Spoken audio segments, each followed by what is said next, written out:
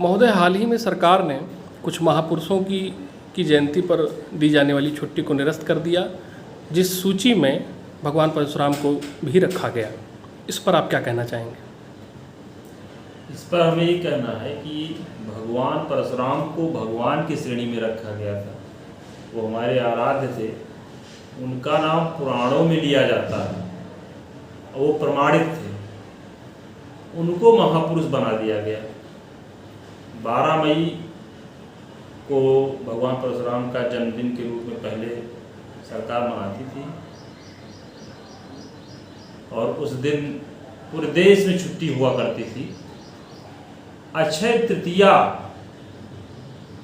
के दिन ये मनाया जाता था और अक्षय तृतीया एक ऐसा मुहूर्त होता था कि ये माना जाता था कि जो भी कार्य हम उस दिन करेंगे वो भगवान परशुराम उसको निश्चित रूप से पूर्ण करेंगे। ये हमारे आस्था का विषय था और पूर्ण भी होता था। लेकिन अब बड़ी विडंबना है कि सरकार भगवान को भी महापुरुष बना देती है, फिर महापुरुष को इंसान बना देगी, जाने क्या क्या बना देगी। ये सोचने का विषय है और बहुत ही निंदनीय विषय है कि भगवान परशुराम के जन्मदिन का जो अवकाश होता था उसको समाप्त कर दिया गया। उसी के एवज में एक बहुत ही हास्यास्पद ही कह सकते हैं कि 14 अप्रैल को डॉक्टर अंबेडकर का जन्मदिन हुआ करता है और उसको सरकार ने राष्ट्रीय अवकाश की श्रेणी में डाला। आज 14 अप्रैल है, पूरे देश में अंबेडकर जयंती मनाई जा रही है। उन्हें भारत का संविधान निर्माता भी माना जाता है। इस पर आप क्या कहना चाहेंगे? मनाई जानी चाहिए जयंती, अगर सरकार मनवा रही है तो मनाए, लेकिन अंबेडकर ही संविधान निर्माता थे, ये तो प्रश्न चिन्ह लग रहा है। ये एक प्रश्न है कि जब भारत सरकार स्वयं नहीं बता पा रही है कि कोई ऐसी पत्रावलियां नहीं पेश कर पा रही है कि अंबेडकर ही संविधान निर्माता थे, तो ऐसे शब्दों से अलंकृत करना कि संविधान निर्माता डॉक्टर भीमराव अंबेडकर की जयंती, ये तो गलत है। और इस भ्रम को ये खाली ये जनमत हुआ कि लोग कहते कहते ये कह रहे हैं, कोई भी ऐसी प्रमाणित प्रतियां नहीं है देश में कि इसमें किसी भी व्यक्ति को संविधान निर्माता घोषित किया गया हो। आपने भी बताया कि अंबेडकर को संविधान निर्माता माना जाना एक दंत कथा के जैसा है। जी हाँ, सही है। उन्हें मुख्य संविधान निर्माता नहीं माना जा सकता है, हालांकि वो एक सदस्य के तौर पर जरूर थे उसमें। जी 299 लोगों में एक मेंबर थे वो भी। तो आखिर किसे संविधान निर्माता मानते हैं आप, या कौन है? यदि अगर संविधान निर्माताओं के मूल में जाएं और उन 299 सदस्यों की जीवनी को पढ़ा जाए तो मुझे तो लगता है BN राव जी सबसे ज़्यादा मेहनत किए थे। वो अपने देश में ही नहीं बल्कि विदेशों में जाकर के संविधान के बारे में संकलन किए थे, अन्य देशों का संविधान को पढ़े थे और वहाँ से यहाँ से कुल मिला के जहाँ से भी उन्हें कुछ नई चीज़ें मिली उन्होंने लाकर उस चीज़ों को समाहित किया था। तो मूल्यांकन किया जाए तो संविधान निर्माता तो BN राव सर ही थे। डॉक्टर अंबेडकर का एक कृत्य जो हिंदू आस्था पर चोट किया, जिसने एक विवाद का विषय भी रहा कि उन्होंने मनुस्मृति का दहन किया था, पब्लिकली उन्होंने मनुस्मृति को जलाया था। इसको आप कहाँ तक सही मानते हैं? इस पे आपके क्या विचार हैं? जैसे इस पे आपने प्रश्न तो बहुत अच्छा किया है। एक जिम्मेदार व्यक्ति, घर का जिम्मेदार व्यक्ति कोई ऐसा कार्य नहीं करता है कि जिसमें नुकसान हो रहा हो, पूरे घर की आस्था को ठेस पहुंचे। और वो तो पूरे देश के एक जिम्मेदार व्यक्ति थे, मान रहे थे कि संविधान निर्माण में उनका विशेष सहयोग था। वो अगर किसी मनुस्मृति को जलाते हैं, क्योंकि मनुस्मृति ही सबसे पुरानी संविधान है, जो सनातनी संविधान हम कह सकते हैं, उसी संविधान के तहत लोग जीवन जीते थे, जीवन जीने की कला सिखाई जाती थी, उसको अगर उन्होंने जलाया तो ये तो घोर निंदनीय विषय है। मैं बार बार इसकी निंदा करता हूँ, ये बहुत सही नहीं था। आज ही के दिन आपकी पार्टी के राष्ट्रीय अध्यक्ष पंडित जयप्रकाश मिश्रा जी ने मनुस्मृति का दहन अंबेडकर ने किया था, तो शायद इसी का विरोध उन्होंने अंबेडकर की तस्वीर को जला के शायद किया होगा। इसको आप कहाँ तक सही मानते हैं और इस पर आपके क्या विचार हैं? जैसे उनके शब्दों में, अगर राष्ट्रीय अध्यक्ष के शब्दों में बताऊं मैं, तो उनका कहना ये था कि संविधान निर्माता ये थे नहीं, क्योंकि कोई बता नहीं पा रहा था, और मनुस्मृति जलाना तो बहुत बड़ा पाप था जो कि अंबेडकर ने जलाया था। हाँ, ये जरूर था कि राष्ट्रीय अध्यक्ष ने हमारे अंबेडकर के फोटो का दहन किया था 14 अप्रैल को, और जिस पे अंबेडकर को मानने वाले तमाम लोगों ने आवाज़ उठाई। हमारे राष्ट्रीय अध्यक्ष को जेल भी हुआ, 54 दिन की जेल यात्रा काट करके वो आए। जैसा वो बता रहे हैं कि उन पे SC/ST एक्ट लगाया गया। अब बड़ी सोचने वाली विषय है कि जो व्यक्ति इस संसार में है नहीं, उसके विरोध करने से SC/ST लग जाता है। अच्छा, 54 दिन की जेल यात्रा के बाद पंडित जयप्रकाश मिश्रा जी बाहर आते हैं और पुनः उन्होंने आरक्षण और SC/ST एक्ट के खिलाफ अयोध्या में आंदोलन छेड़ दिया। तो ये 90 दिनों की आपकी यात्रा कैसी रही? 90 दिनों का जो आपका धरना प्रदर्शन रहा, इस पर कुछ संक्षेप में बताएं। जी हाँ, 90 दिन तक हमारा ये धरना प्रदर्शन चलता रहा है। 20 अक्टूबर 2021 को धरना शुरू हुआ था, और धरना ये था कि SC/ST एक्ट का विरोध किया जा रहा था, आरक्षण का विरोध किया जा रहा था, क्योंकि इन दोनों कानूनों से देश को बहुत नुकसान हुआ। अगर इसका एनालिसिस किया जाए, मूल्यांकन किया जाए सही तरीके से, तो ये पाया जाएगा कि अभी आप लोगों ने सुना कि हमारे भारतीय जो डॉक्टरी की पढ़ाई पढ़ना चाहते थे, वो यूक्रेन में जाके पढ़ाई पढ़ रहे थे। अब आप ये सोचिए कि अगर आरक्षण जैसी व्यवस्था ना होती, तो वो हमारे डॉक्टर जो पढ़ने गए थे वो अपने देश में ना पढ़ते। कुछ ऐसी व्यवस्थाओं से परेशान होकर ही तो उन्हें बाहर जाना पड़ा। ये तो एक विषय रहा। अब मैं ये मानता हूँ कि अगर वो यूक्रेन में पढ़ाई पूरी करके वो इंडिया में डॉक्टरी नहीं करेंगे, क्योंकि उनका अपेक्षित जो उनका मूल्यांकन होना चाहिए वो यहाँ के लोग नहीं कर पाएंगे, तो वो बाहर भी जाके अपने जो ज्ञान का परिचय देंगे। SC/ST एक्ट, जिसे आप लोग काला कानून की संज्ञा देते हैं, जी 2018 में सुप्रीम कोर्ट के जो मुख्य न्यायाधीश थे दीपक मिश्रा जी ने, उन्होंने इसके व्यापक दुरुपयोग को देखते हुए इसको खारिज किया। कुछ पर अमेंडमेंट इन्होंने किए, तो उसको गवर्नमेंट ने ऑर्डिनेंस ला के पलट दिया। तो गवर्नमेंट के स्टैंड पर आप क्या कहना चाहेंगे? ये सही था, गलत था, कहाँ तक क्या है, आप बताइए। ये तो बिल्कुल गलत था।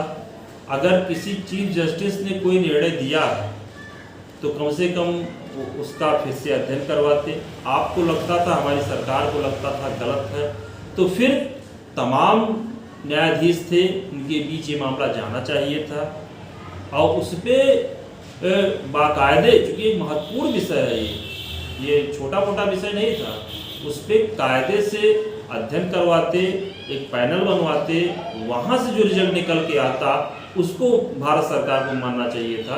ये तो सरकार ने अपनी बातों को थोप दिया है, ऐसा लगता है, और वो गलत है, इसको मैं गलत मानता हूँ।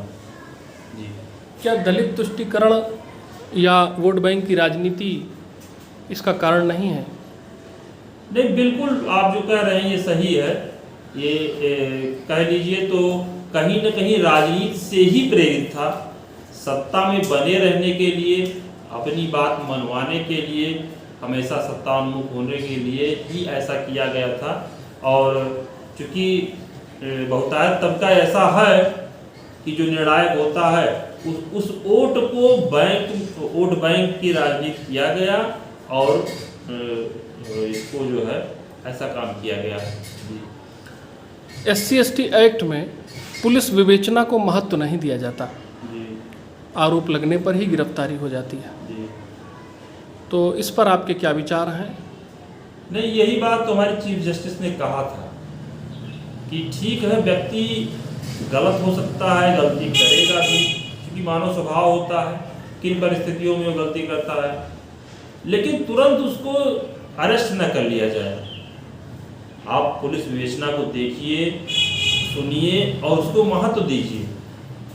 अगर ऐसा नहीं होता है तो क्यों तमाम ऐसे केस होते हैं कि जो बाद में निराधार मान लिए जाते हैं। मान लिया जाता है कि गलत फंसाया गया था, किसी कारण से उनको फंसा दिया गया था, वो दोषी नहीं था।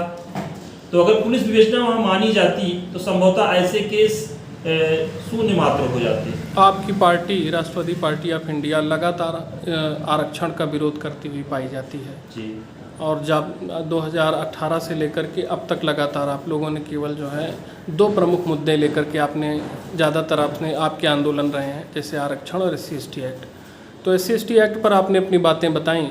आरक्षण का विरोध करने के पीछे आपका क्या उद्देश्य है, और अगर आरक्षण ना हो तो उसका विकल्प क्या हो कि जो पिछड़ा तबका है वो भी मुख्य धारा से जुड़े? अब देखिए, आरक्षण को जहाँ तक मैं समझ पा रहा हूँ कि वंचित तबके को मुख्य धारा में, विकास की मुख्य धारा में लाने के लिए ऐसी व्यवस्था की गई थी आरक्षण। अब आप जरा सोचिए कि जो तबका वंचित है उसको अगर लाना है तो भाई अगर हम विकसित हो गए हैं तो हम अपने दूसरे को मौका दें। एक छोटा सा एग्जाम्पल आपको बताते हैं, और जो कि बहुत ही प्रचारित एग्जाम्पल है, कोई समझने में किसी को दिक्कत नहीं होगी। हमारे जनप्रतिनिधि होते हैं, आरक्षित सीटें होती हैं। एक बार आरक्षित सीट से निर्वाचित हुआ व्यक्ति, क्या उसको भी आरक्षण की जरूरत रहती है? MP हो गया, MLA हो गया, जिला पंचायत अध्यक्ष हो गया, वो तो एक बार वो मुख्यधारा से जुड़ चुका है ना। आरक्षण का मुख्य उद्देश्य है कि वंचित लोगों को आगे लाना। तो क्या अगर ये बार बार उसी सीट से चुनाव लड़ेगा तो वंचित लोग आ सकते हैं? अगर ये दूसरी सीट से चुनाव लड़ता, ठीक है, चुनाव लड़ना सबका अधिकार है, लेकिन जब ये मुख्य धारा से जुड़ चुके हैं तो सामान्य सीटों पर नहीं चुनाव लड़ना चाहिए। इनको अपने भाइयों को आगे आने का मौका देना चाहिए। अपनी सीट छोड़ते, मान लीजिए कि मुझे लगता है कि 50 वर्ष तो हो ही गए हैं, 70 वर्ष हो गए हैं लगभग देश आज़ाद हुए। तो जब से निर्वाचन व्यवस्था चली तो क्या लगभग 12, 14, 15 बार तो विधानसभा चुनाव हुए ही हैं। इस 15 बार में अगर एक निर्वाचित व्यक्ति बार बार एक ही सीट पे चुनाव लड़ा होगा तो कम से कम वो 6-7 बार लड़ा होगा। एक उसके बाद वो नहीं रहा होगा, जो छोड़ दिया होगा। तो ऐसे में देखा जाए तो दूसरा काबिज हो गया। तो मात्र 2 ही लोग आरक्षित सीटों पे चुनाव लड़े होंगे और निर्वाचित हुए होंगे। लेकिन अगर ये व्यक्ति एक बार निर्वाचित होकर छोड़ दिया होता तो बाकी 12 व्यक्ति जो इस सीट से चुनाव लड़ते वो भी तो मुख्य धारा से जुड़ सकते थे। एक प्रश्न ये भी निकल के आ रहा है कि आरक्षण देने की अंतिम सीमा 2020 तक थी जी। 2020 में पुनः इसको जो है 2010 साल के लिए बढ़ा दिया गया जी। और इस दौरान यह भी समीक्षा नहीं की गई कि कितने लोग विगत 30 साल के आरक्षण से लाभान्वित हुए। जी। तो इस स्टैंड जो गवर्नमेंट का रहा है, इस पर क्या कहना चाहेंगे? इस पर तो हम सरकार को सीधे दोषी मानेंगे। कोई भी सरकार या कोई भी पार्टी चुनाव जब लड़ती है, जो भी परिणाम होता है, अच्छा होता है, बुरा होता है, सफल होते हैं, असफल होते हैं, तो वो अपनी समीक्षा बैठक करती है कि किन कारणों से हम चुनाव में अच्छा नहीं कर सके, क्या ऐसा रहा है। अब आइए, आरक्षण के मामले में इतना बड़ा मुद्दा है और निरंतर इतने वर्षों से आरक्षण चल रहा है, 2020 अंतिम समय सीमा थी, इस पे एक समीक्षा तो होनी चाहिए थी। और कुछ नहीं तो लगभग पूरे देश में समीक्षा होनी चाहिए थी, अलग अलग चैनलों पे समीक्षा होनी चाहिए थी। हमारे पत्रकार बंधु इसको एक विषय बनाए होते, टीवी चैनल पे डिबेट कराए होते, और तब जो कंक्लूजन निकल के आता, अगर सब लोगों को एक सुर से निकलता कि इसको बढ़ा देना चाहिए तो बढ़ा देना था, और अगर ये माना जाता कि अब खत्म कर देना चाहिए तो खत्म कर देना था, या माना जाता कि कुछ उसको अपडेट करना चाहिए तो अपडेट करना चाहिए था। लेकिन इस तरह से जिस तरह सरकार ने बढ़ा दिया, ये सही नहीं है। ये कहीं न कहीं से राजनीति से प्रेरित है। अधिकांश राजनीतिक पार्टियां जो हैं वो आरक्षण और SC/ST एक्ट के मामले पर बोलने से कतराती हैं। शायद कारण जो भी हो, उनकी वोट बैंक पॉलिटिक्स या कुछ भी।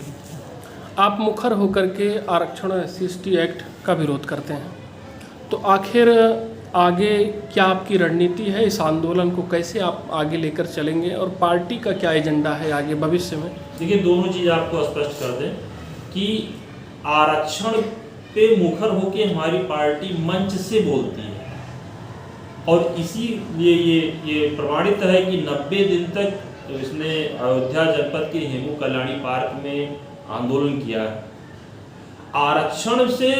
आरक्षण का विरोध करने से हम लोगों का विरोध नहीं कर रहे हैं, हम उन लोगों का विरोध भी नहीं कर रहे हैं जो आरक्षण से लाभ ले रहे हैं। हमारा आरक्षण का विरोध का मुख्य उद्देश्य बस इतना है कि जो आरक्षण पाने लायक लोग हैं, जिनको आवश्यकता है आरक्षण की, उनको आरक्षण नहीं दिया जा रहा है। भले ही मान लीजिए कि SC कोटे का कोई है, तो जो आज व्यवस्था है कि SC कोटे का कोई एक व्यक्ति आरक्षण ले लिया, बार बार वही ले रहा है, अन्य SC नहीं पा रहे हैं, तो हम उस चीज़ का विरोध करते हैं जिससे हमारे अन्य SC लोग और OBC के लोग भी आरक्षण ले सकें। आपकी बातों पर एक प्रश्न ये भी बनता है कि यदि आरक्षण ना हो तो आखिर क्या विकल्प हो जिससे पिछड़े तबके को समाज के मुख्य धारा से जोड़ा जा सके? देखिए, आरक्षण जब लागू किया गया था तो उसकी परिभाषा दूसरी थी, लेकिन आज परिभाषा बदल गई है। आज तो आरक्षण जाति के आधार पर न दे करके, बल्कि ये देखना चाहिए कि कौन व्यक्ति ऐसा है जो आरक्षण पाने लायक है, जरूरत है उसको सहयोग करें। और हम तो कहेंगे कि आरक्षण शब्द ही हटा दिया जाए। आरक्षण शब्द बहुत उचित नहीं होगा, क्योंकि जो जैसे आरक्षण शब्द लागू किया जाएगा, लोगों के दिमाग में वही बातें जो पुरातन से चली आ रही हैं वही घर कर जाएंगी।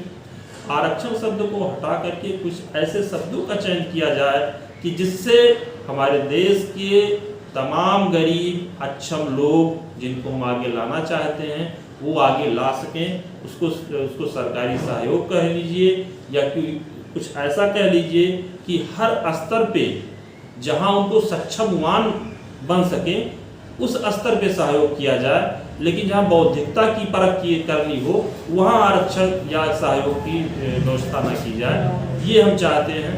और अगर ऐसा हो जाता, यदि ऐसा हो जाता है कि अक्षम व्यक्ति को सारे सहयोग दिए जाए लेकिन योग्यता पर उस पर कोई भी उसका सहयोग न किया जाए, तो संभवतः देश फिर से विश्वगुरु बन भी सकता है, कोई रोक नहीं सकता है।